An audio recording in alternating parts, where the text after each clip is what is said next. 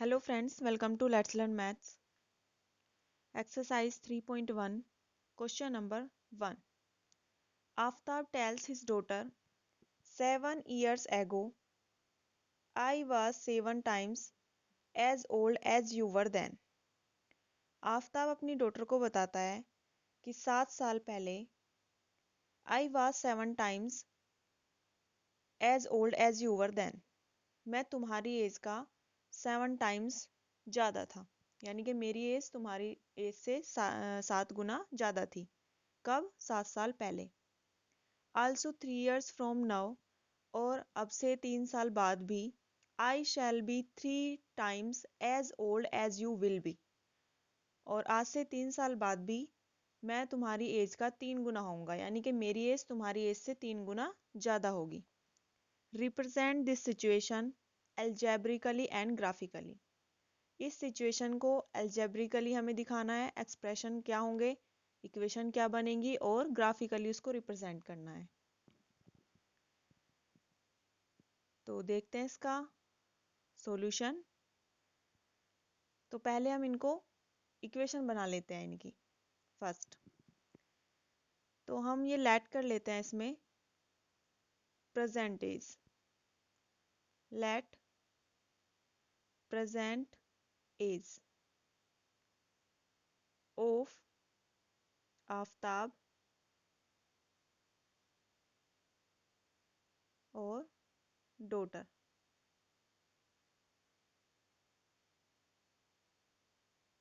आफ्ताब की मान लेते हैं x ईयर्स और डॉटर की मान लेते हैं y ईयर्स।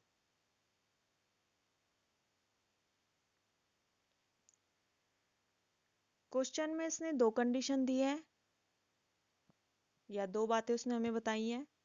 तो फर्स्ट कंडीशन के अकॉर्डिंग जो उसने पहली कंडीशन दी है वो है 7 साल पहले। तो उसने अपनी और डॉटर की एज के बारे में बताया, 7 साल पहले उनके बीच में क्या रिलेशन था उनकी एज के बीच में। तो 7 साल पहले जो आफ्ताब की एज होगी और जो उसकी डॉटर की एज होगी, तो आफ्ताब की एज को हम ए से डिनोट कर लेते हैं और डॉटर के लिए डी यूज कर लेते हैं। ठीक है, तो आफ्ताब की जो एज होगी वो कितनी होगी? 7 ईयर्स कम होगी, जितनी उसकी अब प्रेजेंट में है 7 कम होगी। क्यों कम होगी? सपोज अब आपकी एज 14 है, तो 7 साल पहले कितनी रही होगी? तो आप 7 माइनस करके बताएंगे। तो जब हमें पहले की एज निकालनी होती है प्रेजेंट एज से, तो हम माइनस कर देते हैं। इसी तरह से डॉटर की एज क्या होगी 7 साल पहले? y minus 7 years, y minus 7 years. ठीक है, अब इसने हमें क्या कहा है इनके बारे में कि जो आफ्ताब की एज है वो 7 टाइम्स है किसकी? डॉटर की एज से। तो इस कंडीशन के अकॉर्डिंग x माइनस 7 जो कि आफ्ताब की एज है और डॉटर की एज है y माइनस 7। अगर हम इनको इक्वल लिखते हैं, क्योंकि हमें इनसे इक्वेशन बनानी है, तो अगर हम इन्हें इक्वल लिखते हैं तो हमें डॉटर की एज में 7 की मल्टीप्लाई करनी पड़ेगी। क्यों? क्योंकि आफ्ताब की एज डॉटर की एज से कितने टाइम्स ज़्यादा है? 7 टाइम्स। तो हम डॉटर की एज में 7 की मल्टीप्लाई करेंगे। अब हम इसको सोल्व कर लेंगे। x minus 7 is equal to 7y और माइनस के 49। 7y को इधर ले आएंगे और ये 49 चले जाएंगे, 7 चले जाएंगे 49 की तरफ, तो ये प्लस के हो गए। तो इक्वेशन क्या आई हमारी?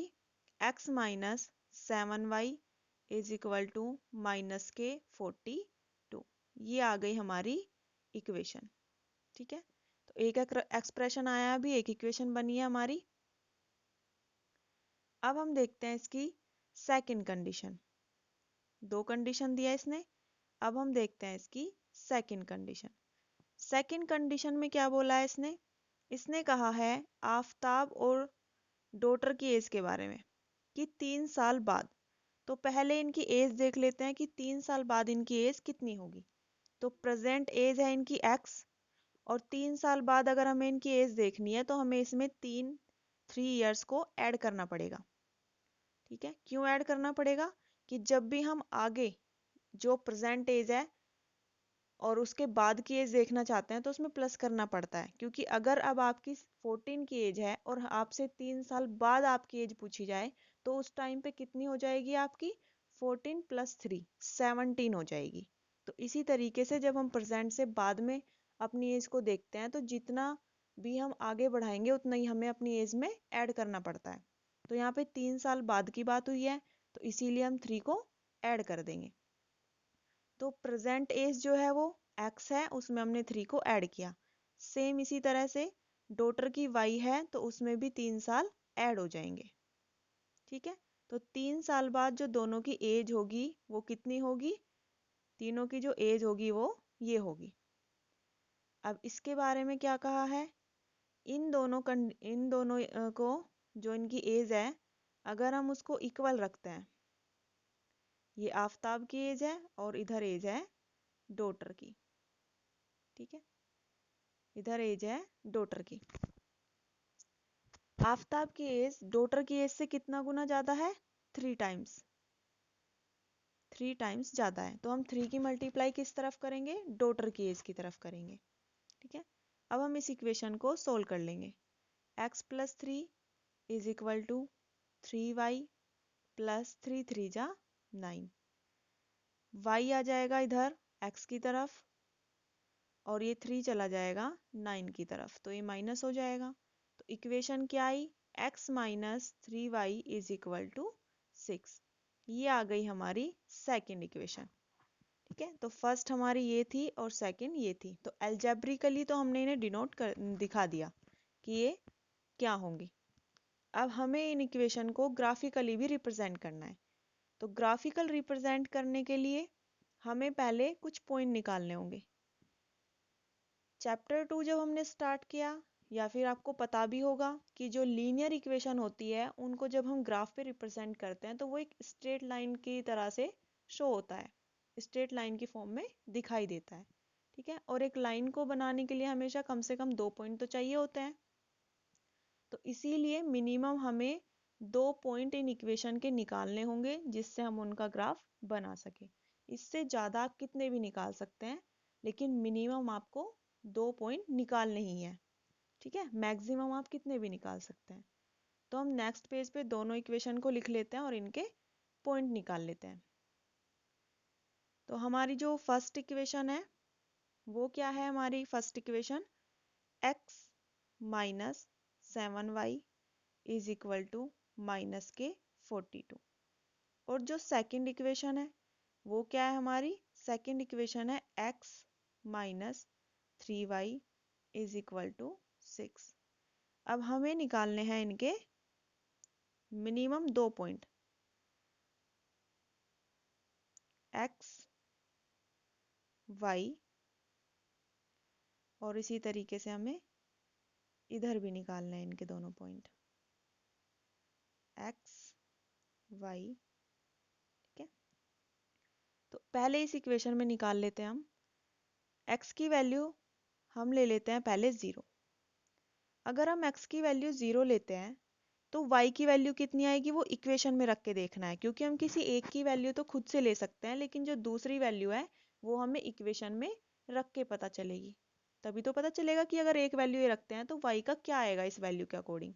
तो हमने x को 0 रखा तो y की वैल्यू कितनी आई निकल के? ये हो गया -42।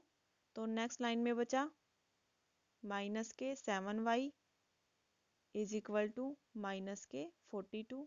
माइनस से माइनस कैंसिल और 7 से डिवाइड करके 6, तो y की वैल्यू आ जाएगी 6। तो अगर हमने x की वैल्यू 0 ली इस इक्वेशन में तो y की वैल्यू क्या निकल के आई? 6 निकल के आई। ठीक है, इसी तरह से अगर हम x की वैल्यू कुछ और रख के देखते हैं तो हम 7 रख लेते हैं। ठीक है, कुछ भी रख सकते हैं वैल्यू हम, उसी के हिसाब से y की वैल्यू आ जाएगी। तो x की वैल्यू हमने 7 रखी, तो अगर हम x की वैल्यू 7 रखते हैं इसमें तो इक्वेशन क्या बनी? 7 - 7y = -42। ये 7 इधर जाएंगे तो माइनस के हो जाएंगे और ये हो जाएगा -7y -49। माइनस से माइनस कैंसिल और 7 से ये 7 आ जाएगा, तो y की वैल्यू आ गई 7। तो अगर हम x की वैल्यू 7 लेते हैं तो y भी कितना निकल के आया? 7 निकल के आया। ठीक है, अब हम इसको यहाँ से इरेज कर देते हैं और निकालते हैं दूसरी इक्वेशन के पॉइंट। दूसरी इक्वेशन में भी हम एक वैल्यू 0 ही ले लेते हैं x का मान। तो अगर हम इसमें x की वैल्यू 0 लेते हैं तो y की वैल्यू कितनी आएगी, माइनस के 3y इज इक्वल टू 6। तो 3 2 जा हो जाएंगे 6, तो minus y is equal to 2, तो y बराबर हो जाएगा माइनस के 2। तो अगर हमने x की वैल्यू 0 ली तो y की वैल्यू आ गई माइनस के 2। अब हमें कोई दूसरी वैल्यू लेनी है, तो सपोज करो हमने x की वैल्यू ले ली है 6 ले लेते हैं। तो ये हो जाएगा 6 माइनस के 3y इज इक्वल टू 6। ये 6 उधर जाएंगे तो माइनस के हो जाएंगे और 6 में से 6 माइनस होके क्या बचेगा, 0।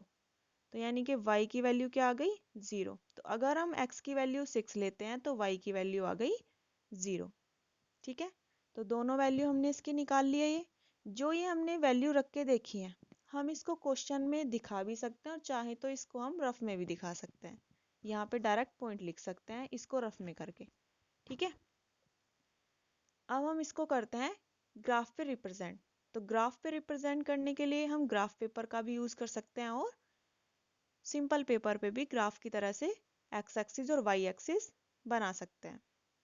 ठीक है, चलते हैं नेक्स्ट पेज पे और यहाँ पे लिख लेते हैं अपनी इक्वेशन और उसके साथ लिख लेते हैं अपने कुछ जो हमने पॉइंट निकाले हैं। इक्वेशन है हमारी x minus 7y is equal to minus के 42 और इसके जो पॉइंट हैं वो हैं x y और x की वैल्यू अगर हमने 0 ली तो 6 आया और यहाँ पे 7 ली तो 7 आया। दूसरी इक्वेशन जो है ये है x minus 3y is equal to 6। इसमें क्या आए थे हमारे पॉइंट, इसमें पॉइंट आए हैं x की वैल्यू अगर हमने 0 ली तो माइनस के 2 आया और अगर हमने 6 लिया तो 0 आया। ठीक है, अब हम बना लेते हैं ग्राफ बनाते हैं और ग्राफ बना के रिप्रेजेंट करते हैं।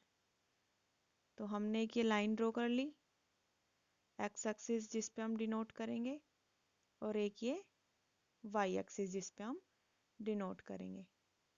ठीक है, अब इस पे कुछ पॉइंट बना लेते हैं। तो जब हम इस तरीके से ग्राफ बनाते हैं तो एक बार देख लेते हैं अपने क्वेश्चन में कि x की मैक्सिमम वैल्यू प्लस माइनस में कहाँ तक जाएगी और y में प्लस माइनस की वैल्यू मैक्सिमम कहाँ तक जाएगी, ताकि उसी तरीके से हम ग्राफ को बना लेते हैं। ठीक है, अब देखो इसमें ये जो मिडिल पॉइंट जहाँ पे दोनों एक्सिस इंटरसेक्ट करते हैं वो होते हैं 0 0। ठीक है, x पे जो मैक्सिमम वैल्यू है 7, दोनों में ही 7 से ज़्यादा नहीं है, तो हम इस पे 7 पॉइंट मिनिमम हमें बनाने हैं। 1 2 3 4 5 6 7 और 8 बना लिए। ये हमारी x एक्सिस है इधर। ठीक है, और इधर है हमारी ये y एक्सिस। उसके बाद ये जो हम यहाँ पे ग्राफ बनाते हैं सिंपल पेपर पे, तो इनकी जो डिस्टेंस होती है वो फिक्स होती है। ठीक है, एक बार आप जितनी ले लेंगे फिर सभी पॉइंटों के बीच में उतनी ही रहेगी। उसके बाद y पे जो मैक्सिमम पॉजिटिव वैल्यू है 7 और माइनस की वैल्यू है 2 तक। ठीक है, तो ये केवल 2 तक ही काफ़ी है और इधर हमें 7 1 2 3 4 5 6 7 और 8, इधर हम 1 2 3 काफ़ी है। ठीक है, क्योंकि एक्स एक्सिस पे माइनस की कोई वैल्यू नहीं है तो 1 2 3 दिखाएंगे, काफ़ी है इधर। अब इसमें पहले हम इस इक्वेशन को दिखाते हैं। तो इसके लिए देखते हैं x के पॉइंट 0 और y पे चलेंगे 6। x पे चलेंगे 0 और y पे जाना है 6, तो 1 2 3 4 5 6 यहाँ पे आएगा। x एक्सिस पे 0 है तो ये पॉइंट हमारा क्या हो जाएगा, 0 और 6। इसके कोऑर्डिनेट है 0 6।